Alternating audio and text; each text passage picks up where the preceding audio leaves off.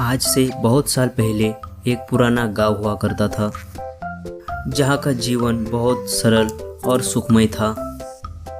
लेकिन औरतें हमेशा एक दूसरे की चुगलियां करती थी। अरे सुनो ओ भाग्यवान, पानी भरना हुआ या नहीं?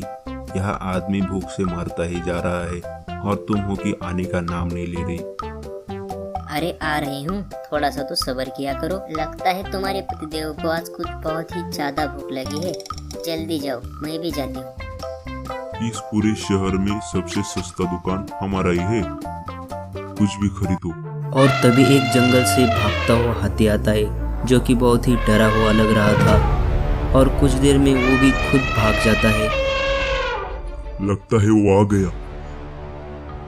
उस गांव में हमेशा से एक फ्लाइंग मॉन्स्टर का आतंक था, जो कि बार बार आकर लोगों को परेशान किया करता था और हर एक बार किसी न किसी आदमी को मारकर चला जाता था।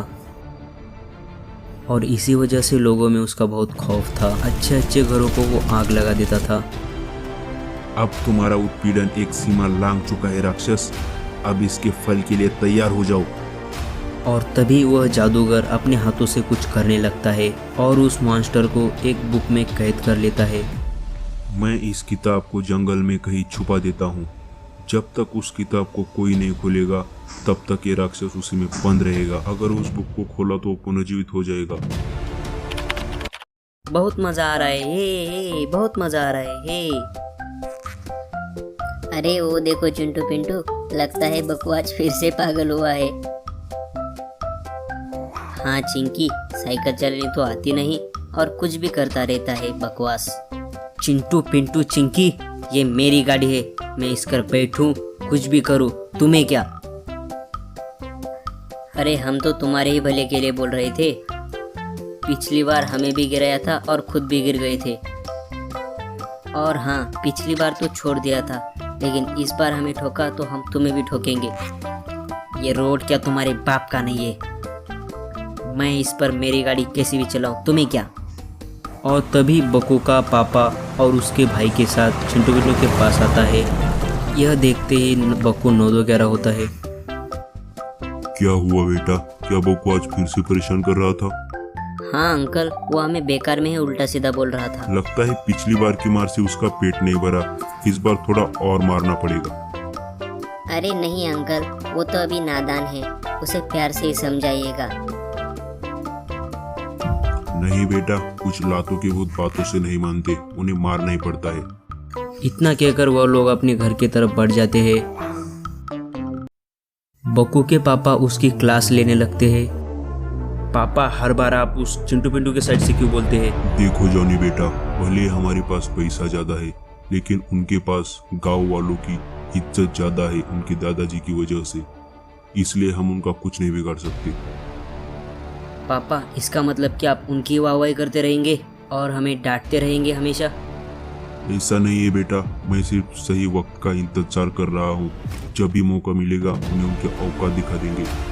हाँ पापा, आप सही हो। जॉनी बकू के पापा जंगल में से कहीं जा रहे थे और तभी उन्हें कुछ दिखाई देता है और वो रुक जाते हैं। वह एक बड़ी सी किताब थी। अरे इतनी बड़ी किताब जंगल में किसने रखी होगी? चलो पास जाकर देखता हूँ। उस बुक के पास जाते ही वह एक राक्षस प्रकट हो जाता है। बकू के पापा खुद ही उससे बहुत डर जाते हैं। तुम डरो मत, मैं तुम्हें कुछ नहीं करूँगा, तुमने मेरी जान बचाई है। हाँ फिर तो कोई बात नहीं, बताओ मैं तुम्हारा शुक्रिया अदा कैसे करूँ? अरे बस एक छोटा सा काम कर दो। पास के गांव में चिंटू पिंटू नाम के 2 लड़के रहते, उन्हें उठा कर ले जाओ और मार डालो। जॉनी भैया, पकड़ सकते हो तो पकड़ लो मुझे। अरे तुम क्या कहीं के 30 मार का हो क्या? और दूसरी तरफ चिंटू पिंटू अपने दादाजी की गैरेज में मदद कर रहे थे। रुक बकू के बच्चे, मैं तुझे अभी पकड़ता हूँ। लगता है उस आदमी ने इन्हीं को पकड़ने के लिए बोला है। और इतना कहकर वह राक्षस जॉनी और बकू को ही चिंटू पिंटू समझकर उठा कर ले जाता है। दादाजी और पिंटू, वो देखिए, कोई राक्षस जॉनी और बकू को उठा कर ले जा रहा है, हमें उन्हें बचाना चाहिए। हाँ दादाजी, चलिए बचाते हैं उन्हें। ऐसी गलती हरगिज भी मत करना बेटो, ये बहुत खतरनाक है। आप इसके बारे में कैसे जानते हैं दादाजी?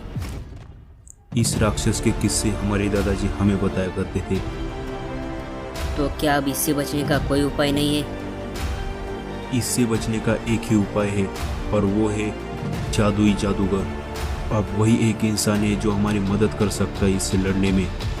लेकिन अब ये जादूगर अंकल कहाँ मिलेंगे? मैं तुम्हें एक रास्ता बताता हूँ, उस रास्ते के अनुसार तुम जंगल में जाना, वो तुम्हें वही मिलेंगे और वही इसका समाधान बताएंगे तुम्हें। ठीक है दादाजी, हम अपने गांव को बचाने के लिए कुछ भी कर सकते हैं। चिंटू पिंटू उस जादूगर को ढूंढने के लिए जंगल में आ जाते हैं और वह लोग उस जादूगर को चारों तरफ ढूंढने लगते हैं, लेकिन कहीं दिख नहीं रहा था। जादूगर दूर एक पेड़ के नीचे बैठा हुआ था। अरे पिंटू, वो देखो, वो रहे जादूगर पेड़ के नीचे। अरे हाँ पिंटू, चलो जल्दी। वह लोग भागते हुए उस जादूगर के पास पहुंच जाते हैं। अरे बच्चों, क्यों भाग रहे हो? क्या हुआ? कुछ नहीं जादूगर अंकल, हम तो आपको ही ढूंढ रहे थे। तुम लोगों को हमारी क्या जरूरत पड़ गई? आपके बारे में हमें हमारे दादाजी ने बताया है। हमारे गांव में एक राक्षस घुसकर आया और 2 बच्चों को साथ लेकर चला भी गया।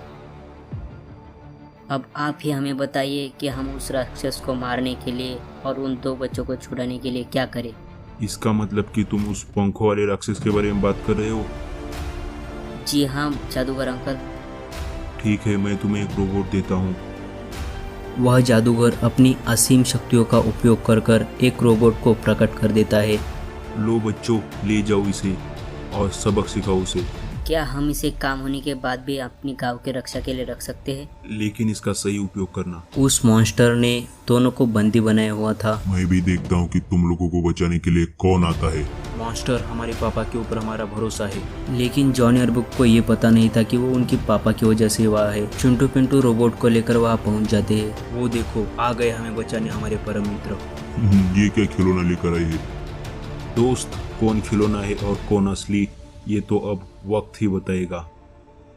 और वह मॉन्स्टर रोबोट को मारने के लिए उसकी तरफ बढ़ता है और उस पर पंचेस मारने लगता है, लेकिन हमारा रोबोट भी कुछ कम नहीं था।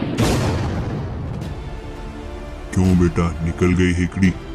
और तभी रोबोट दुगनी ताकत से उठकर उसे एक फ्लिप मार देता है। रोबोट, अब बहुत हुआ खेलना, अब खत्म कर दो। और रोबोट एक ट्विस्टेड किक मारकर उस राक्षस का काम तमाम कर देता है और वह राक्षस डेड हो जाता है। हमें बचाने के हम लिए बच गए, धन्यवाद बच चिंटू गए। पिंटू। धन्यवाद हमारा